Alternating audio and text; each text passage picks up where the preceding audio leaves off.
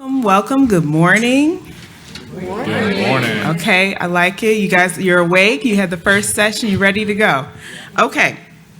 So, good morning. I'm Valissa Turner Howard. I'm the Chief People Officer and General Counsel at the Greater Cleveland Food Bank, and I'm a member of the African American Philanthropy Committee. Welcome to today's session. Before we get started, I have a few housekeeping notes. I'm going to read my notes to share with you. We'll have time at the end of our conversation for Q&A. If you're in the room, please wait for a microphone before asking your question so everyone in the room and online can hear you. If you're joining us virtually, your camera is turned off and you are muted. However, we will be accepting your questions via the Zoom chat feature. Please ask your question in the chat and a volunteer in the room will work your question into the program. Finally, for a better viewing experience, I encourage you to change your Zoom view in the top right-hand corner of your screen to speaker view. With me today, I have Dr. Mark Joseph, Leona Bevis, Marguerite Haynam, Professor of Community Development at Case Western Reserve University, Joy Johnson, Executive Director, Burten Carr Development, Inc., and Erika Anthony, Co-founder and Executive Director of Cleveland Votes. I'd like to start off with having each panelist tell us a little more about themselves before we jump into the questions. I'll start with Erika. Start with me. All right. Well, good morning, everyone. I'm going to give all credit to the sun to Black people because we haven't had it in Cleveland. So thanks to the African American Summit for bringing vitamin D to our lives. I don't know about y'all, but this time of year I get real antsy and I'm thriving. So I'm grateful to see the sun. I'm grateful to see each of you. It is a commitment to be present somewhere on a Saturday morning, myself included. So as Valissa said, I have the great honor of serving as the co-founder and the executive director of Cleveland Votes. But as we heard from our esteemed morning panel, we are more than our titles. I really consider myself a servant in our community. I have the honor of having my elder sister here in the audience, representing from my family who is spread across the country. And when I think about the topic of today and what we'll get into this morning, everything comes back to home for me. I am blessed to have a mom still on earth, and we have a father in heaven looking down at us. And so much of who I am, whether I fully comprehended it or not at the time, represents how I try to show up in community. Understanding that we are all playing a role, and understanding that the importance of uplifting and paying forward and really thinking about how are we shifting power in ways that the next person, the next generation has more than what I had. Empowering and investing in leaders is so important. I'm surrounded by folks who are younger by age, but wise and mature beyond their years. And it's important that we lean into intergenerational learning and intergenerational workplaces because there is so much that we can learn from one another. So I'm honored to be here today. I have my husband tuning in virtually, probably with our puppy in his lap. And I'm a proud born and raised New Yorker who has allowed Cleveland to become my home now, along with my sister and family for quite some time now. So honored to be with you all this morning. Thank you, Erika. How about Joy? Erika said coffee.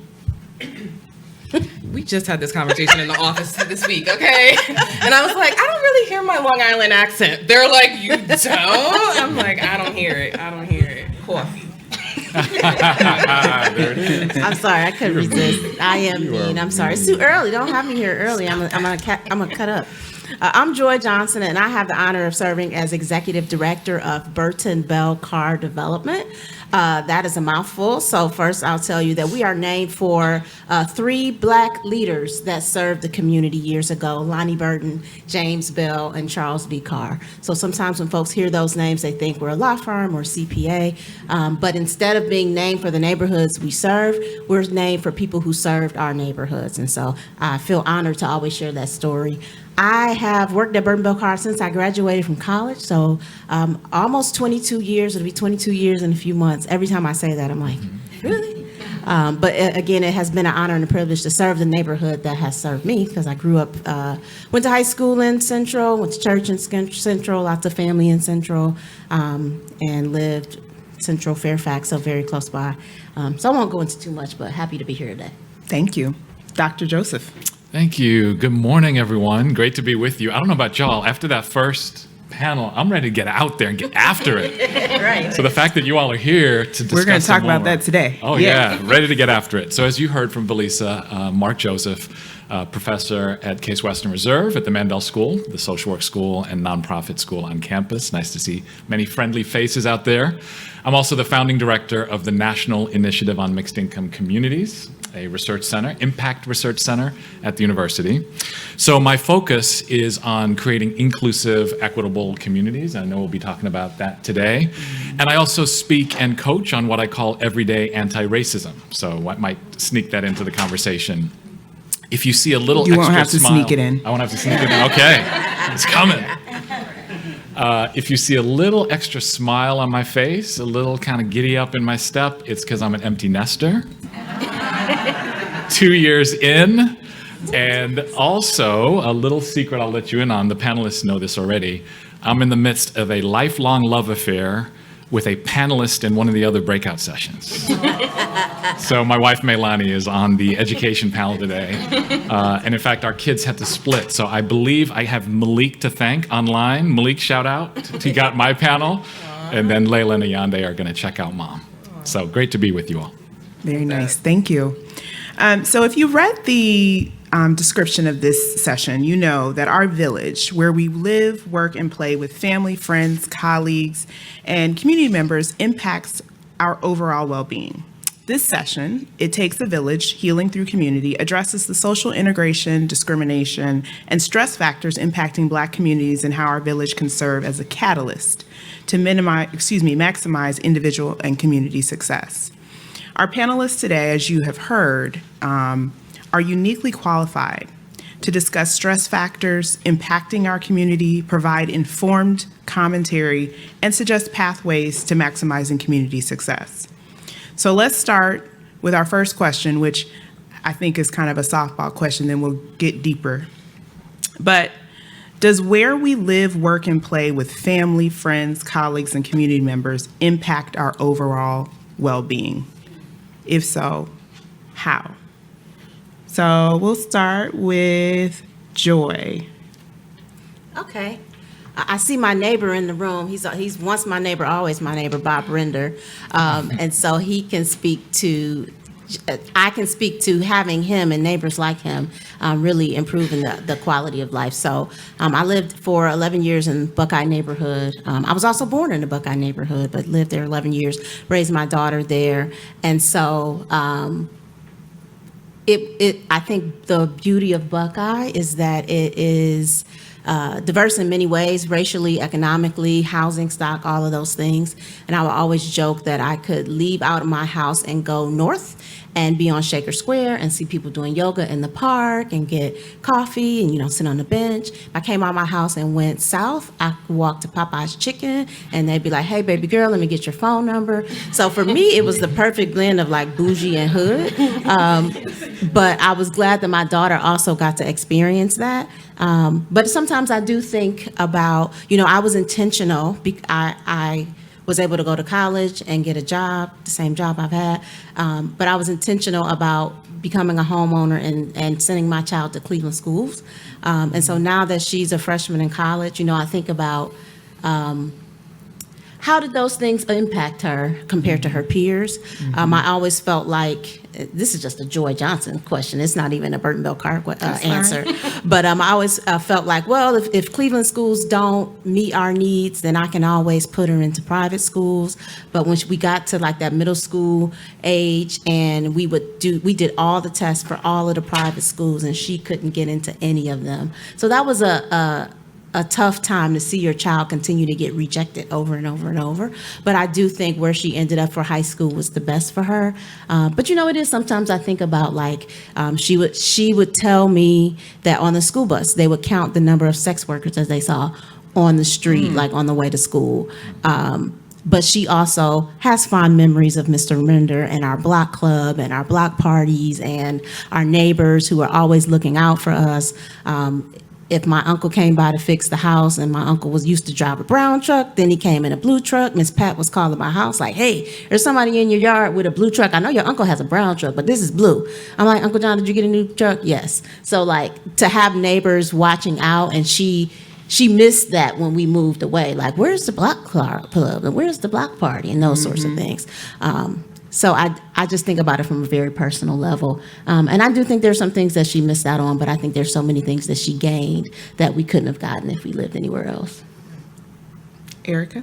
Yeah, so I think I'll speak from it both from where I grew up and my time in Cleveland. And so, you know, sometimes you don't know what you have until you no longer have it. And so I feel like in some ways I was incredibly fortunate to have a community that felt so connected, and particularly the block that we grew up on. We lived on a dead-end street in Long Island in a town called Central Islip. And before I was born, my sister and our brother and our parents were in the Bronx and made their way back to Long Island. And so I only knew growing up in Long Island, I only knew growing up in the suburbs. But I, out of the siblings, my sister might disagree, was like the city rat. Like I was always the one wanting to go hang out in the city. But, you know, I can vividly recall Miss Josie across the street. I was a big tomboy. And so I'd be up in the trees with the guys on the block, and, you know, her calling my mom at work, like, Erika up in the trees with the boys. And she's like, you know how she is, you know, she's just a tomboy. That's who she is. Or, you know, maybe in our later years, our teens, Allison and Lethea and I, you know, maybe had a boy or two come by, and my mom again would get a call at work. Do you know so-and-so is over? And while that was annoying, of course, at 13 or 14 years old, when I reflect back, I'm so grateful, you know, for that village that took care of us. Again, whether we appreciate it or not at the time, I can definitely look back and say that we were really fortunate. You know, we had almost like a perfect blend. You know, our neighbors to the left were cops. We had folks that worked in the schools. We had folks that worked in local businesses in our community.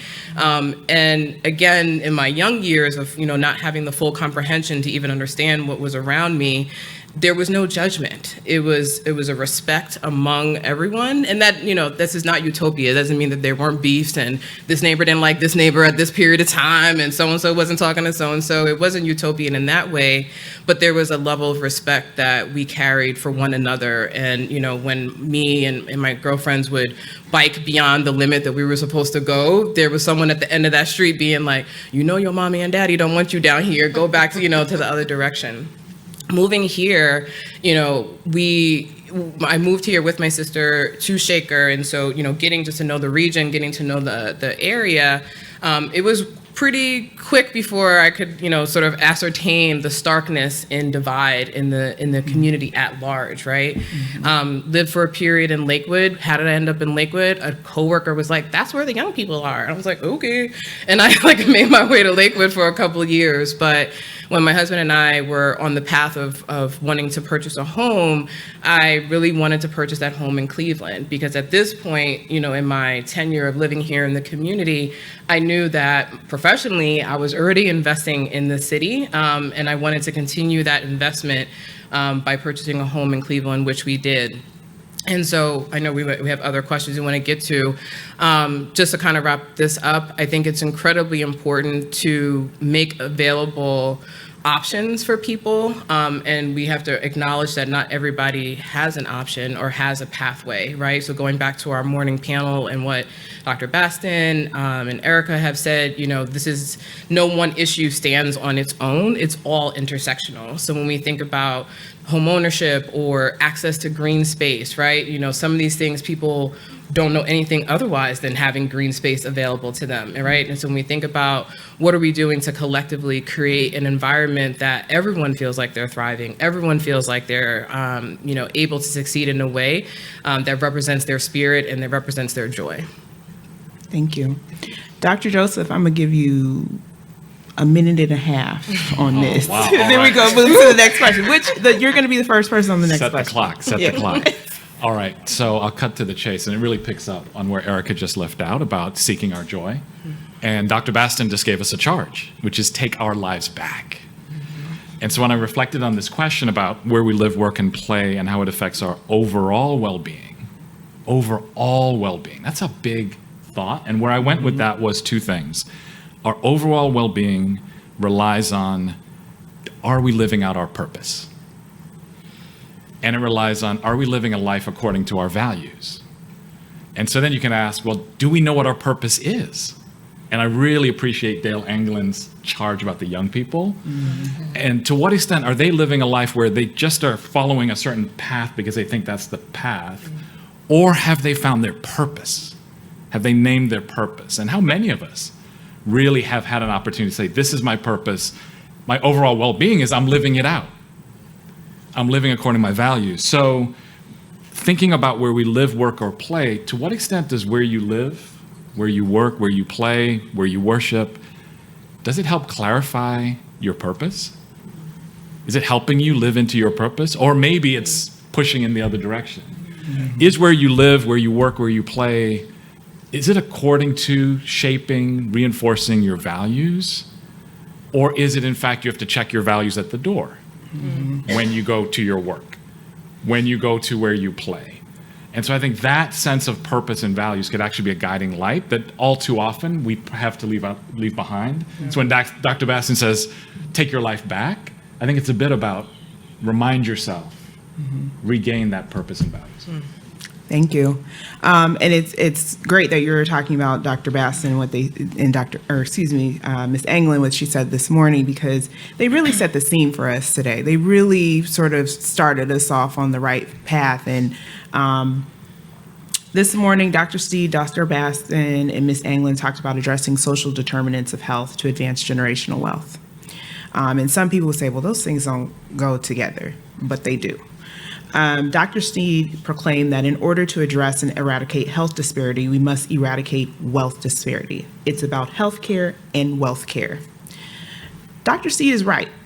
And I want to go a little deeper into the social determinants of health and the stress factors that we need to focus on eliminating. So in your work throughout the city, in the metropolitan area, if you each could talk about some of the stress factors that disproportionately affect Black folks. And I'll start with Dr. Joseph. Yeah, so I'll just pick up quickly where I left off. I think one big source of stress is when we're living a life that feels out of sync with our purpose. When we're living a life that feels out of sync with our values.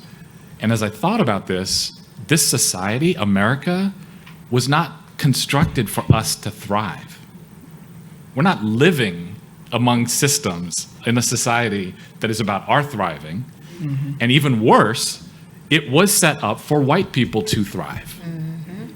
And for white people's comfort and white people's ability to have opportunity. And all too often, that's directly connected to our inability to have those things.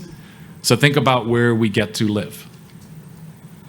It's defined by communities where white folks have decided this is where we want to live, this is how we want it to be, and then through inclusionary zoning, lack of affordable housing, steering by real estate agents, on and on and on, we prevent others from having access to that. Mm-hmm. So therefore, we end up living in places that may not fully accord with how we see our purpose, how we want to live our values. If you think about education, where do we get to learn? Right? Mm-hmm. And I love the point that Dale made, and we're going to come back to it later about HBCUs and how we ultimately have to create our own spaces. But if you think about most universities, colleges, and how exclusionary they have been and continue to be, we don't necessarily get to learn in places that give us our sense of our purpose. And so being out of sync, I think, is what creates that stress for us and leads us in a situation where all too often we end up surviving as opposed to what the panel named this morning, and I think, Erika, what you said as well, is thriving. Mm-hmm. So how do we get to thriving? When we're not on that path, I think that starts to create the stress factors. Mm-hmm. Joy, how about your expertise around what are some of the stress factors disproportionately affecting Black folks? I was thinking about that as you presented the question. I think the first thing that comes to mind is safety and security and the perception of safety and security. So if I park my car in the driveway and my absent-minded self forgot to lock my doors, I might come out with, my laptop gone, that sort of thing. Thankfully, I was able to, replace those things, but it could be a lot worse. You know, witnessing people breaking into houses, those sorts of things. Housing insecurity, getting to and from wherever you need to be, which also can be a safety concern. We had a gentleman that was just killed near our office a couple weeks ago, crossing the street at 3:00 in the afternoon, because the streets in our neighborhoods are not literally safe, like by design, and traffic and interaction with pedestrians. But I really think navigating systems causes a lot of stress, and the less money you have, the more systems you interact with, and the more systems you have to navigate. And so, just again, using myself as an example, I'm super frustrated, and Dominic has heard part of this story, about trying to identify a new primary care provider and all of the hoops they're putting me through. And I wonder if it's because I chose the Stephanie Tubbs Jones location because it was closer than the Beechwood one. Suddenly I'm having all of these problems, and I'm like taking a half day off work, but I'm thinking about if someone who doesn't have the flexibility of a job like I have, all the time that we spend navigating systems, that's causing me a lot of stress. So I can't imagine if I have to deal with Child and Family Services and the Public Housing Authority and, you name it, unemployment, just all of the systems, the more systems you have to interact with when you have less money. Erika? Yeah. So not to repeat, because I was going to talk about navigation of systems also. I think about that everything is by design. My team hears me say this often, and now they just say it. They're like, blah, blah, blah, blah, blah, whatever we're talking about. They're like, because it's by design. It is a privilege that we can sit in this room on this day, on a Saturday morning, and have this conversation. And I don't take that privilege lightly, but we have to also be pragmatic about what folks are carrying on their shoulders on a day-to-day basis. So I'll just use like our work and our mission as an example. When we hear folks talk about Cleveland voters, that they don't care and that they're apathetic and they have no concern for what is happening in their community, that weighs heavily on us because we see the complete opposite.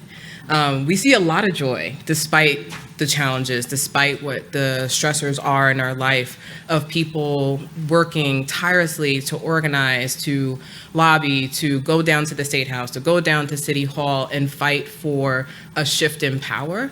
And so it is frustrating when the systems that have been designed the way that they have been are so resistant to reimagining what is possible. And I think so much of our work is thwarted by even not giving ourselves space to dream. For those that know Mordecai Cargill from Third Space Action Lab, very early on when he and I met, one of the things that I quickly started to admire about him was that agitation of dreaming about what's possible. We may not know a world rid of the isms. We may not know a world rid of, liberation. But if we don't taste it, if we don't see it, if we don't smell it, then what's getting us up in the morning, right? And we know that different levels of stress impact different levels of people in our community, and we're not a monolith, and it shows up in different ways. But I think about being a Black executive director, a Black femme executive director, and the stressors of imposter syndrome, of not feeling like we're doing enough, or not feeling like we are, committed to our community enough when, despite the size of our team being incredibly small. I think about Crystal, my beloved sister in justice, and I, when we conceived of this notion of an organization that was about not just voting and not just thinking about the ballot, but what does it mean to have and truly a representative democracy? A democracy that is participatory, not just on election day, but in every facet of what both Dr. Joseph and Joy talked about: our security, our safety, our public safety, our housing. Every aspect of our lives is impacted by policy and by democracy. And so the stressors are real, and part of our collective knowledge and our collective sort of genius is really thinking about, as Dr. Batson and Dr. Seed said this morning, right? It's not just about checking the box on, how many people showed up to the event, but really how are we going deeper to think about how to undo some of these systematic ills that have been impacting us and impeding us for generations. Thank you.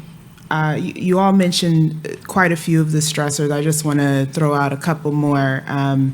Neighborhood safety, right?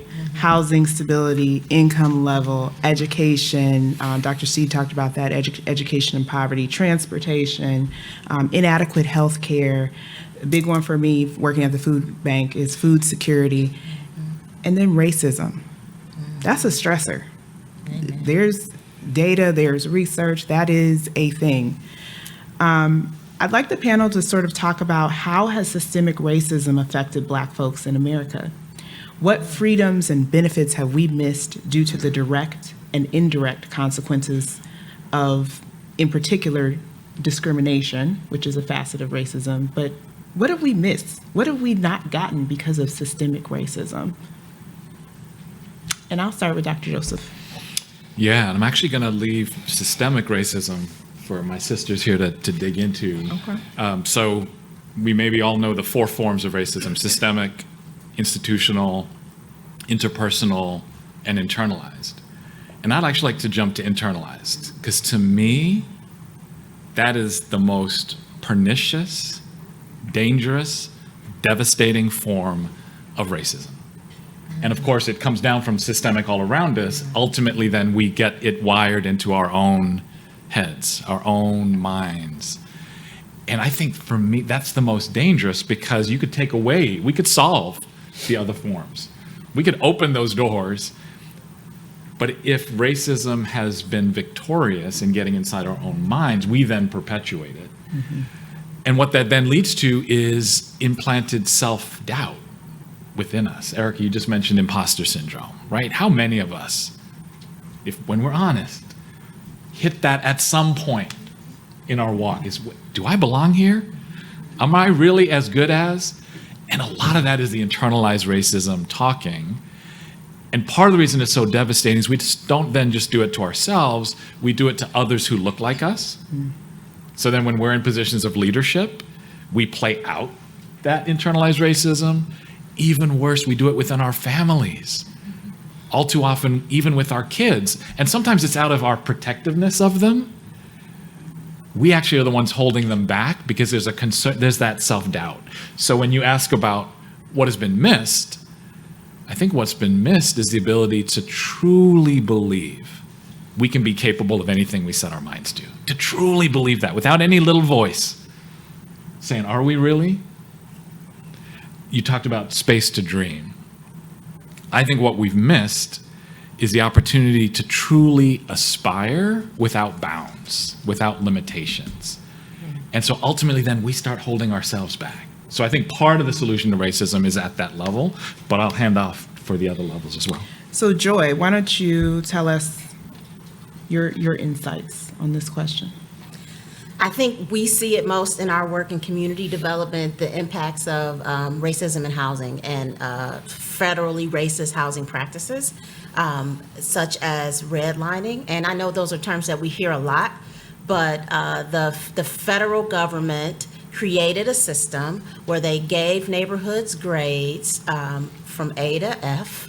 And if the more ethnic, the more Black, the more non-white a neighborhood was, the lower its grade was. And these rules were given to banks and lenders to say, you're taking a lending risk if you loan in these neighborhoods. Yeah. So that meant our ancestors could not build wealth. And when you say ancestors, I think about the ones that, many moons ago, but this is my grandfather, right. Could not purchase a home.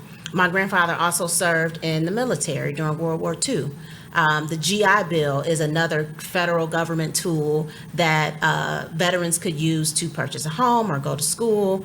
I remember doing a project in college and coming home and being excited that I was going to interview my grandfather. My grandfather, I'm telling all of the business, first bought his home in 1983. He'd already had his 10 children. I was alive then, and that's when he became a homeowner. So I'm like, Papa, why didn't you buy a house through the GI Bill? He said, oh, that wasn't for Black people.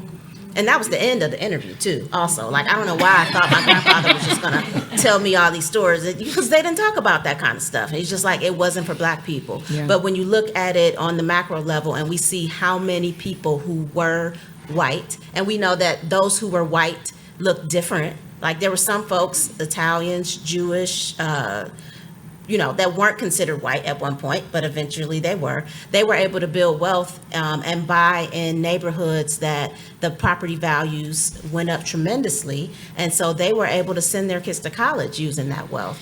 And, just even the stability, the emotional and physical stability of having a house and being a homeowner that we did not get because the laws, now that was a law that was open to everyone, but in practice, it wasn't allowed. And my grandfather lived to 92, so I never got more than it wasn't for Black people, so.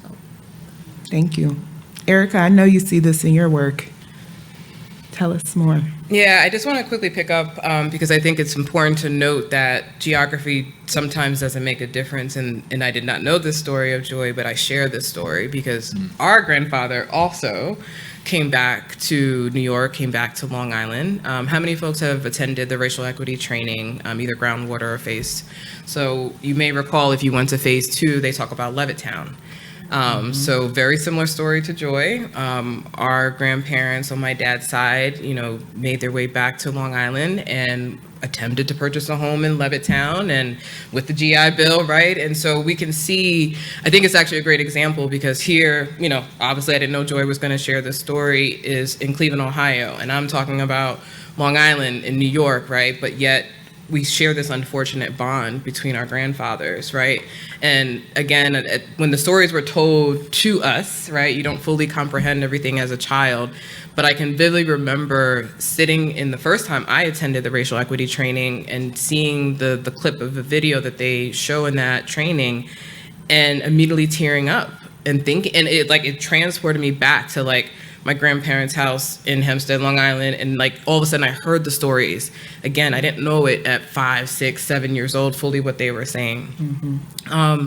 The other ways I think, I default to policy, right? Because that's my jam. And so I think about the myriad of ways that we are being suppressed, whether we're talking about education, the banned books, our access to health care, reproductive health care, obviously voter suppression. I can go on, right? And so what we know and what we often say is that if it wasn't a privilege to have this thing, folks wouldn't be fighting so hard to take it away from us, right? And I think part of understanding the groundwater of these issues is really understanding that we can't address it at a surface level, right? And that there has to be a multitude of individuals approaching the undesigning in a way that's going to get us closer to the solution, right? And so part of us recognizing the assets that each of us bring to the table is understanding that no one of us can know all the things, right? Some of us are policy folks, some of us are program folks, some of us are organizers, right? But collectively, going back to Dr. Batson's, encouragement this morning, if we have a common goal, then it's about how do we assemble the team? How do we assemble the village of folks that can come together to address that? And I think getting comfortable with not spreading yourself too thin will allow us to go a little bit deeper into some of these issues to begin to, again, maybe not undo, but begin to undesign some of the systemic failures that we see racism impeding for our lives. Can I say one more thing? Yes. You may. I was just thinking about Dr. Joseph's comments on internalized racism and how the village helps to contribute to that. And so when the Undesigned, the Red Line tour went across the city where they explained to people the government policies that legislated the disinvestment into these neighborhoods, people were like, wow, I knew somebody did something, but I didn't know that this is why our neighborhoods are this way. And we encounter people all the time who are like, well, why is this house on 93rd in bad shape? But if this were in Beechwood, they wouldn't allow it. And it's almost, it's internalized, like we don't feel good about ourselves. And so, I just wanted to say how it all kind of, it's all connected. Well, and I think related, it goes back to what Dale was saying this morning about information is power, because when we had that exhibit, so many folks I can recall thanked us because now they had the language. Yeah. They knew what was happening, right? I can vividly remember an older gentleman, he might have been mid-70s, and he said, I never knew the term redlining, but everything that you all are describing, my family experienced. thank you for giving me this knowledge so that I can speak to it, sort of in a more eloquent way. But it's not even about the fanciness of a term or a title, but validation is what I heard from that gentleman, that I'm not crazy, I'm not, this is not all in my head, right? And giving people that knowledge and power is so critical. So it's so interesting that you and Joy had that same story, but not surprising, right? Because as the title of our session is around the village and our community has, as a whole, experienced a lot of trauma, oppression, or other very negative things. And no matter what part of the United States you were in, you probably had, your parents, your grandparents, your great-grandparents had a similar experience because there was a similar system, right? A net across the United States, a system that was put in place for this reason. And so we've talked a lot about the issues and how we got here and what the problems are. I want to talk about solutions. I want to talk about how do we use our community to heal our village. And so in 2021, the Cleveland NAACP had a gala, and their keynote speaker was Tiffany Cross. She used to have a show on MSNBC. And during her speech, one of the things that I remember her talking about is that we should consider community to be our superpower. And it's our way to advance. And she was saying, we Black folks need to come together to do things together, to make moves together. They can't stop us if we're together, right? So I asked the panel, if community is our superpower, how should we wield that power individually and collectively to make the most impact? And so I will start with Dr. Joseph.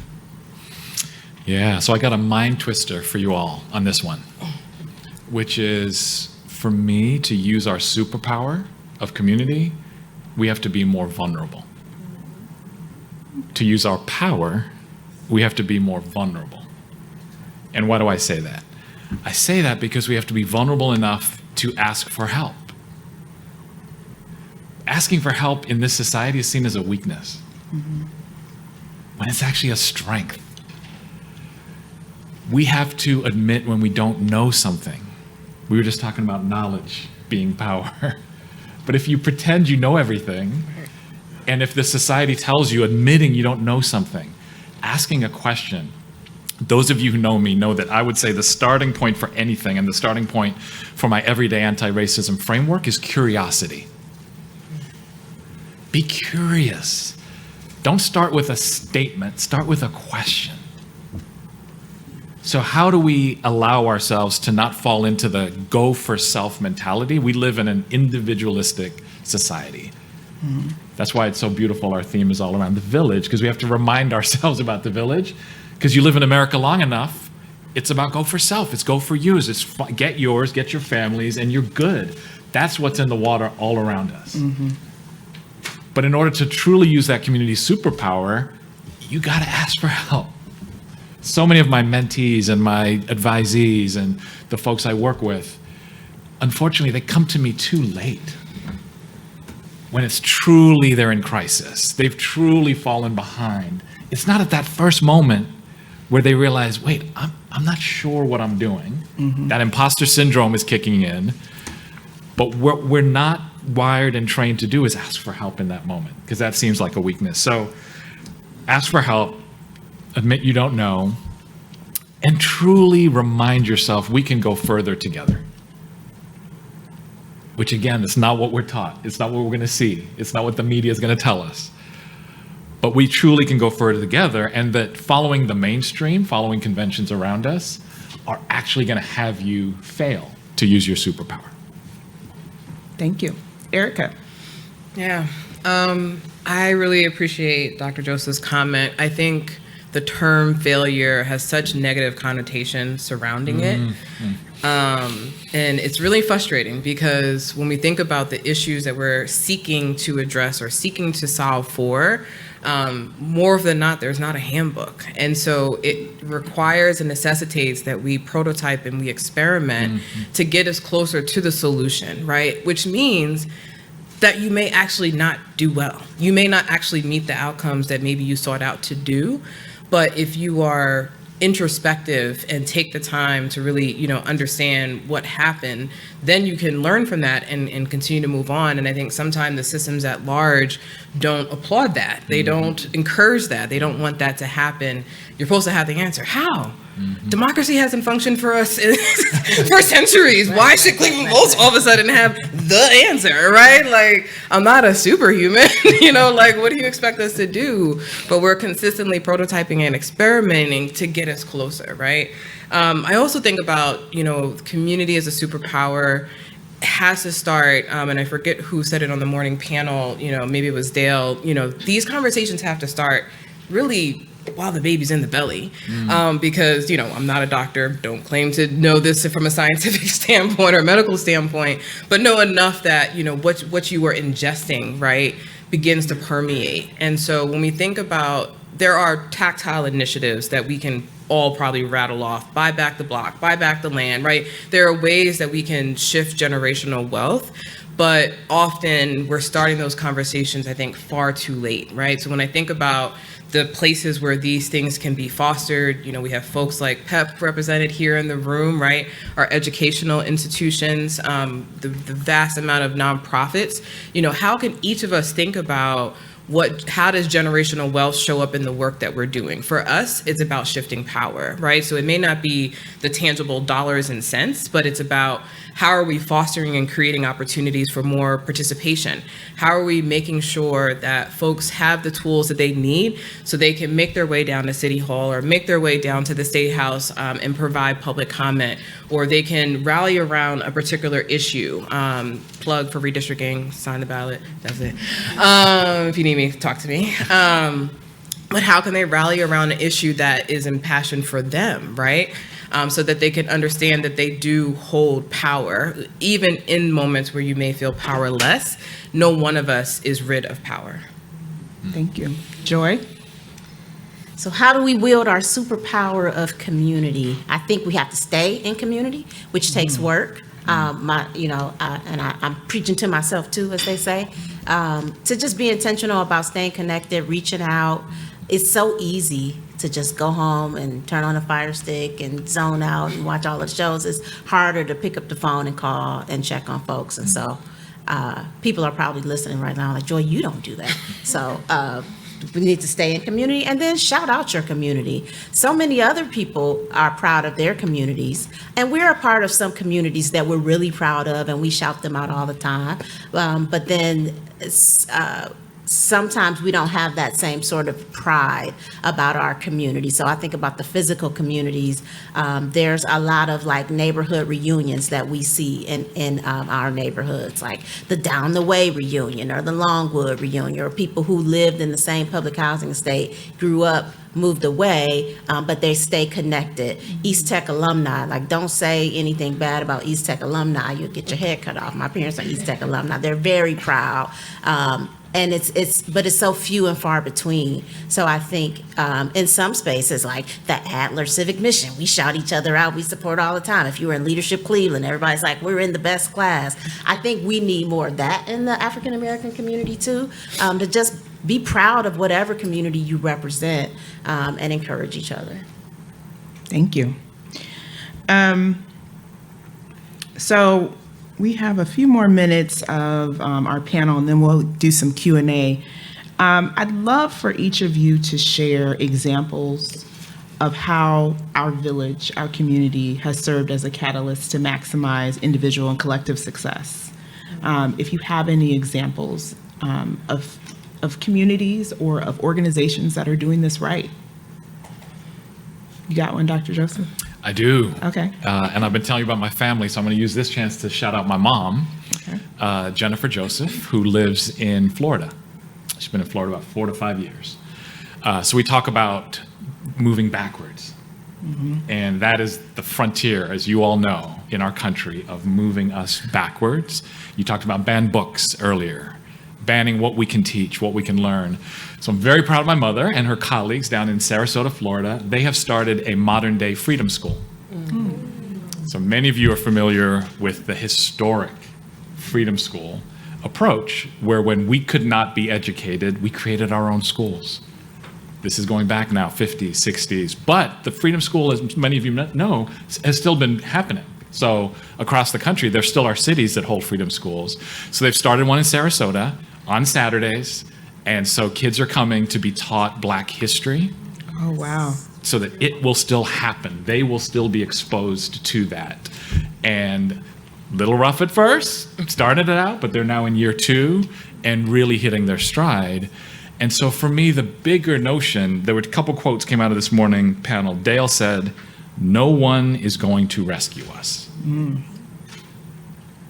Think about that. Like, if you really believe that, you're going to start something different today. No one is coming to rescue us. And Dr. Baston said at the very end, you probably caught it, he said, "If it's going to be, it's up to me." And I think that's the spirit of the freedom schools, is we've got to do this. What are our kids not being taught, and how do we help them learn? And the notion that came to me as I was thinking about this was, what if we thought about freedom spaces? Broader than schools. Freedom spaces. How do we create freedom spaces? It might be in your workplace. What if you created a freedom space within your workplace with you and like-minded people could be talking together, working together, building an alliance together? Where you live, in your neighborhood, on your block, in your building, could you create a freedom space? So what if we were focusing on some freedom spaces? Can't wait to talk to Evelyn and Mordecai at Third Space Action Lab, because I think this is what they're doing. That's what the third space is all about. Yeah. But if we go one step further and name it a freedom space where we're rescuing ourselves, we're doing it the way we need to do it. I love that. And I want to learn more about your mother's freedom school. So let's talk after this. Erika, do you have an example? Yeah, I loved when Dr. Batson talked about susus, which have deep roots in West Africa. And while maybe it may not have been called a susu, I just think, the way our family has supported one another, I think we are examples ourselves. My sister and my brother collectively have 8 beautiful children, the auntie of all of them. And when I hear my mom and my dad before he passed, share stories, it's always refreshing to see their eyes, light up when they hear about things that grandma and grandpa did back in the day. And this was probably within the last year. I heard my mom talking to my nephew, and I was not too far away, but enough to hear her talking about, there were times when, her mom, our grandmother, didn't have much, but when the family 2 doors down, someone lost their job, somehow, some way, that pot of stew, stretched enough to support not just my mom's family, but the house down the block. And, she provided countless examples of this. We do take care of ourselves because ain't nobody showing up for us. And so it doesn't always have to be the big grandiose thing. And I think sometimes that's where we get stuck, because it's like, oh, if we don't have the strategic plan to the business plan and the financials, and like, yeah, we'll get there, but sometimes it's just taking that concept and just putting pen to paper to say, what can this be? And maybe it's just with 2 people in your life, 3 people in your life. Maybe it's with your spouse. Maybe it's with a sibling, right? But again, it's about that collective power that can be harnessed, right? So I think there are countless examples, but it has to start with, I think, our own individual passions. And what are we committed to? Is it housing? Is it food justice? Is it LGBTQ rights, right? Like, whatever it is for you, find your village and trust and believe that there's probably a place where you can cultivate a freedom space that may be akin to what Dr. Joseph's mom is doing in Florida, where you can start to actually think. And I think giving that space, as Dr. Joseph said, just to be able to think about what is possible is part of how we get to some of these solutions. Thank you. Joy, do you have an example?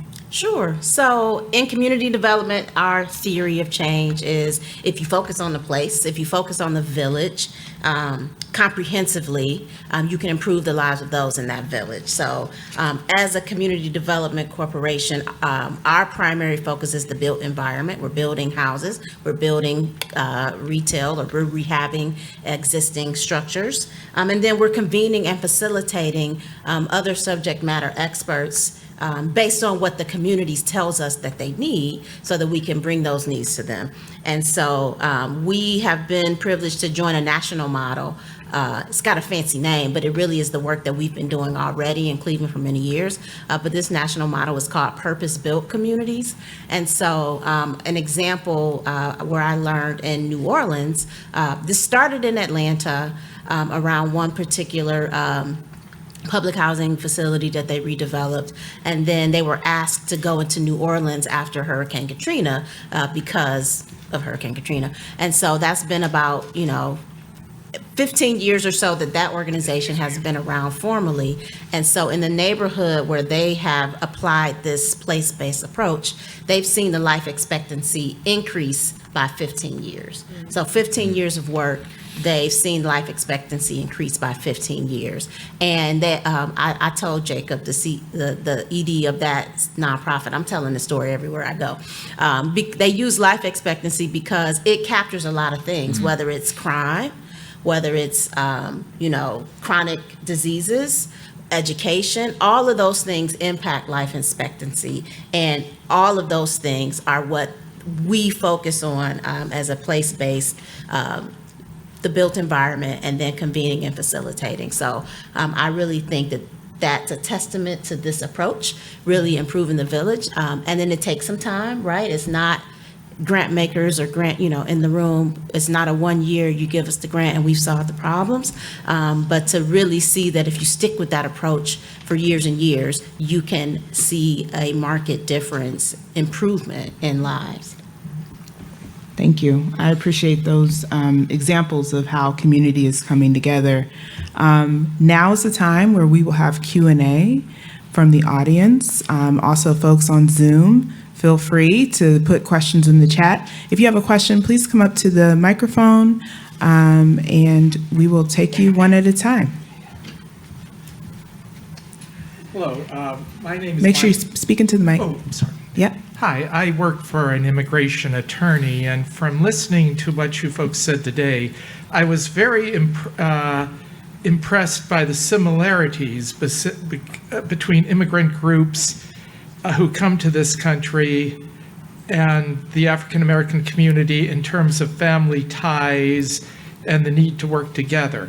I'm just thinking, do you think it would be worthwhile to try to connect both groups? Because I think they could learn a lot from each other. Like, a person comes to the United States with a zeal, like, I'm sort of like a convert. I'm going to get there and I'm going to build a business and move forward and everything. I think, and say the African American community are more in touch with the realities and want to do basically the same thing. So do you think a collaboration could be very fruitful? Anyone on the panel want to take that? Well, I think collaboration is always fruitful, but I think the one thing we have to keep in mind is that there are people who are making a choice to come to America, and then our ancestors did not choose to come. And so the internalization of all of that really plays out into how we move throughout the space. What Joy said. My people didn't come here by choice. Dr. Joseph? Yeah, no, I mean, we could have a whole panel on this, Just on right? This is the African American Philanthropy Summit. We're also part of the Black community. And so when you say Black community, then there aren't immigrants and African Americans. That's all one, right? We have members of the Black community who are immigrants. We have members of the Black community, African Americans. But what distinguishes African Americans is what you just said, right? Came here forcibly and have experience of American slavery. So I think one of the issues is, how do we make sure that we have that village of a whole of the Black community, which allows us to do two things. It's a both and. Allows us to understand the African American experience as different, right? And when we talk about, for example, internalized racism, There's a different experience that has wired that into us. But that cannot create a situation which I often see, which is then us versus them within the Black community. And being judged by perhaps the immigrants who are coming in and saying, I'm coming in, I'm making this happen, I'm willing to do whatever, why aren't you? Right? And so I think your question does get to this point of, is the village a Black community village? Or is it an African-American community village? And then there's a Black immigrant village, Caribbean Americans, immigrants from Africa, right? I think we lose if we set that up. So I think it's the both and, but it is important to call this the African-American Philanthropy Summit because there is a specific experience there. So can we do that both and? Yeah. Yes, so you're talking about the diaspora, right? Absolutely. Versus the experience of folks who are from the United States, well, not from, we are here in the United States. And so I appreciate that, that differentiation, and I'm sure we can talk more about it, Mr. Patterson. Ma'am? Hello, everyone. I know most everybody up here, so I'm Ashley Evans. First of all, I want to give a shout out to some community organizations that are doing some work and working in their lanes that are specifically in the Buckeye, Shaker, Mount Pleasant neighborhood. So that is one, Goldenrod Montessori, so he's talked about education. That's two, Biker Neighborhood. That's really getting together on health and wellness, but also directly engagement. These are all organizations I'm involved in. But three, the Woodhill Community Co-op, who is specifically working on a cooperative organization to tackle some economic issues in the neighborhood. And then lastly, this is really Northeast Ohio region, but we are proud to be back in the Mount Pleasant neighborhood. So that is the President's Council.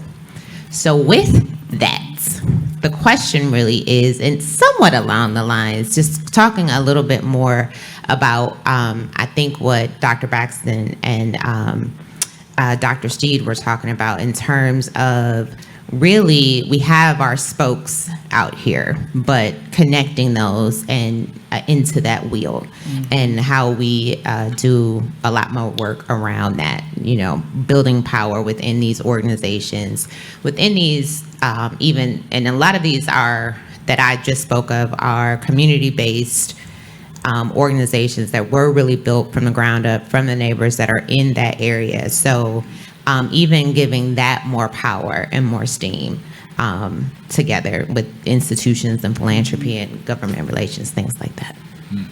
So what I heard you say is, how do we take all these different, you know, all of us are in different organizations, different Black-led, Black-focused spaces, doing all these different things. How do we connect them so that we're of one accord to get to the place together while we're doing these different things, but we're together? Any thoughts on how we connect all the things we're doing together? I'd actually like to shout out, and this is really a layup to my fellow panelists around the role their organizations play. Because as the panel this morning said, we got all these folks doing all these programs, and one of the key mechanisms is what we call an intermediary organization, which is what both these wonderful ladies represent. An intermediary is an organization that other organizations trust to step into the center and become the hub for everything else. Two challenges. If everyone doesn't trust that organization and be willing to have one organization step up, everyone agrees, Burten Bell Carr is the intermediary for the Buckeye neighborhood. Now let's line up around that, one issue. So how do we build that trust? Secondly, intermediaries have to feed themselves and survive. And we can all think of intermediaries that then start to promote themselves over everyone else. And so then there's this fear of, well, I'm not lining up with them, I got to go for my own. So part of the key to make it come together is let's identify that intermediary. We got two right here, and in fact, my Mixed Income Center, we also serve as an intermediary. But then as intermediaries, let's play that role where it's not about lifting ourselves up, it's our role lifting up the village. So with that, I'll toss to these two expert intermediary leaders. I think picking up on that, sometime our organization name is misleading. And Crystal and I just talked about this within the last couple of weeks. I actually contemplated during our last strat plan changing the name of the organization because it limits people's imagination. We are not the traditional get out to vote, boots on the ground, door knocking, canvassing organization. We are about infrastructure and ecosystem building. And part of how and why that is important to us is because it is beyond the tenets of Cleveland votes. If we're not shifting power and making sure that folks have the tools that they need to work in their pocket of the community, then we're not doing justice, right? So we have a leadership program that we just piloted that's wrapping up right now, the Democracy Collective. We're investing direct dollars. We're paying people to learn, literally, and paying them to activate their projects in community because they are already leaders, right? We don't have, as we heard multiple times today, forget the titles. These are folks that are already leading in their communities. But what we know is that more tools and resources are needed, and that's just one example. And so the infrastructure, and for us, we use the term civic infrastructure because all of it is contributing, right? I don't have to be, the head of a community development organization to understand the value of what community development means for our community. I don't have to be running the food bank or be a part of the food bank to understand food inequity, right? But if I understand what that infrastructure represents and the ways in which I can call Valissa or call Phyllis or call this person and say, hey, this is not really our lane, but we're happy to support, but so-and-so wants to connect in this way, and I think you're better positioned to, obviously connect with them. So I think it's really understanding that infrastructure building, we all play a role in building and strengthening the infrastructure. Thank you. Did you have a comment?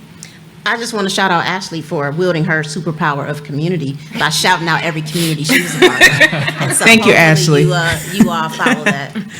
Okay, we have a question from our venerated community leader, Judge Adrian, please. Good morning. Good morning. So obviously, great minds, run in the same channel because this question of intermediary is one that's been on my mind for decades. And I've had the opportunity, given a certain level of longevity at this time, to see how things play out.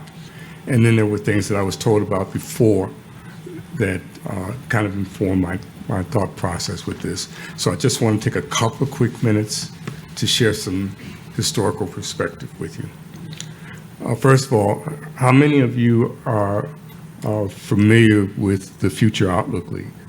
What was that? I'm sorry. The Future Outlook League. Okay.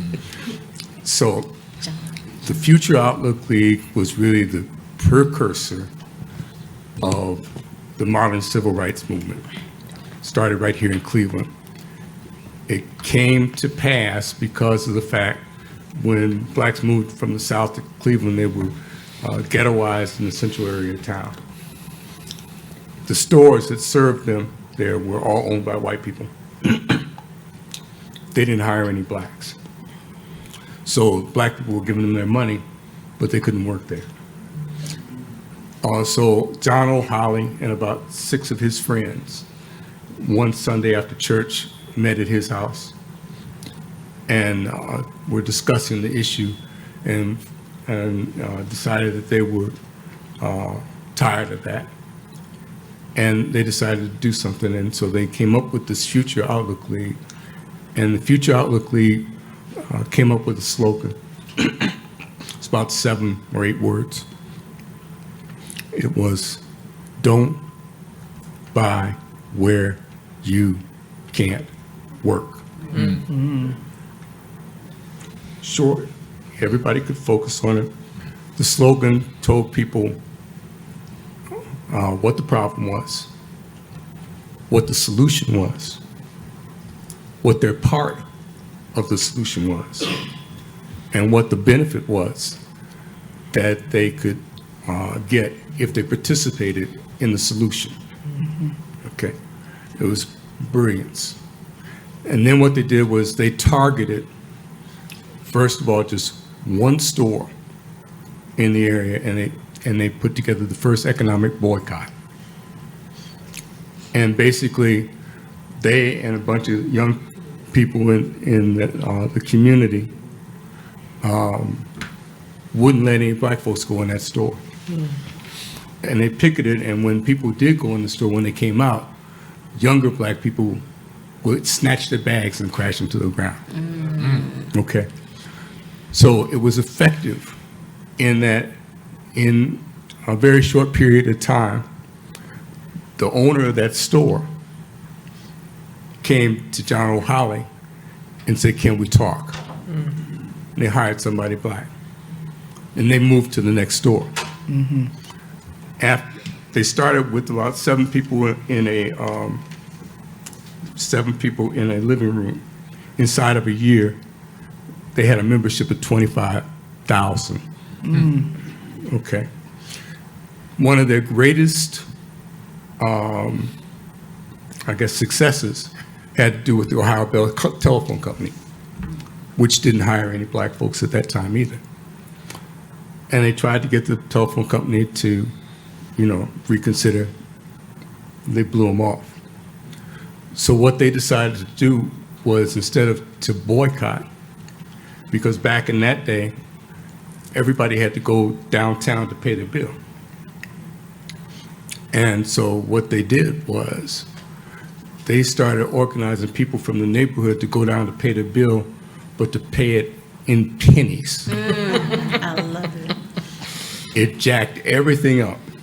And in a very short period of time, the telephone company said, "Can we talk?" And they hired Arthur Woods, who was the first black employee of the telephone company.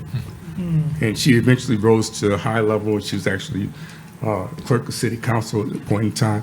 But she started as an elevator operator at the Ohio Bell Telephone Company. I say these things to suggest to you that they were the Future Outlook was an intermediary, and they served as an intermediary until we had integration. And then once we had integration, things got diffuse. Okay? It's all about the stories, in my mind. We're not getting the stories out to the people who need to hear the stories. And we have not figured out a way to scale up the production of those stories to the people who are struggling to get by day by day. And so, for the most part, they ain't trying to listen to us. And, everybody that's in this room, for the most part, has developed some level of, of sustainability, and feel fairly comfortable with where they are. A lot of folks in our community don't feel that at all, and think that those of us who are having this discussion don't feel them at all. And so, for me, it's all about scalability. How do we get it out? And truthfully, these are messages that need to be put out there rapidly, because I got this bad feeling that we ain't got a lot of time. Okay? So what my question, I guess, is, because the last time that we actually put together a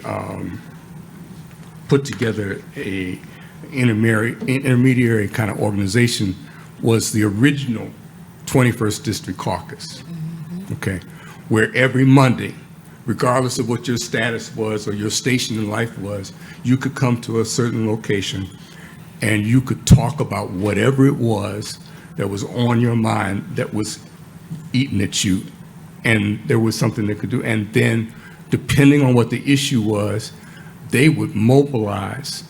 And the 21st District Caucus, at its height, could put a couple hundred to a couple of thousand people in the street to picket City Hall or picket some other kind of location to address black issues. Judge, I'm getting the high sign. I'm sorry. I got 5 more minutes. Okay. My question is, what do we need to do in order to create the kind of intermediary, and what do we need to do to create it quickly? So, Sorry, Judge, take I some don't know time. that we have the answer to that question here today. Did someone want, Organize people, organize money. Can you come on WOVU, our community radio station, and tell that story? And I owe a debt of gratitude to your parents. Ethel Adrian started the Tri-Stone Baptist Church Scholarship Committee, which helped me pay my way through college, so. That's my aunt. That's my Oh, I'm sorry, yeah, I knew his family, so. I'm sorry to take this. no, that was information we all needed. Thank you. Judge. I have one question from the chat that I want to include here. Okay. Angela Sales from the Institution of Financial Unity asks, has the philanthropic community considered developing metrics for the impact of systematic racism in relation to family trauma, societal disparities, and the community healing thereof? Does anyone know of metrics that are already sort of being, no, That's a good question. yeah. Dale feel- mentioned the Black Futures Fund from the Cleveland Oh, Foundation. I'm now, sorry. And so, yeah, yeah. So I'm on the board of the Cleveland, Carrie Carpenter, go ahead. I'm on the board of the Cleveland Foundation Board, and the metrics don't measure that, but during COVID, when we had the COVID Collaborative Fund, jointly 40 foundations started measuring at least some, like, Okay. steps to what it is. So is the organization Black-led? Is it Black serving? What does the board look like? The Cleveland Foundation has integrated that into its giving. I know Huntington has adopted it, I think Bank of America has adopted it. Okay, So there's improvements, there's not overall measuring outcomes as much, but at least we're starting to measure some pieces. how the funding is being. Okay, Carrie said that during the pandemic, there was an effort to start measuring many different things.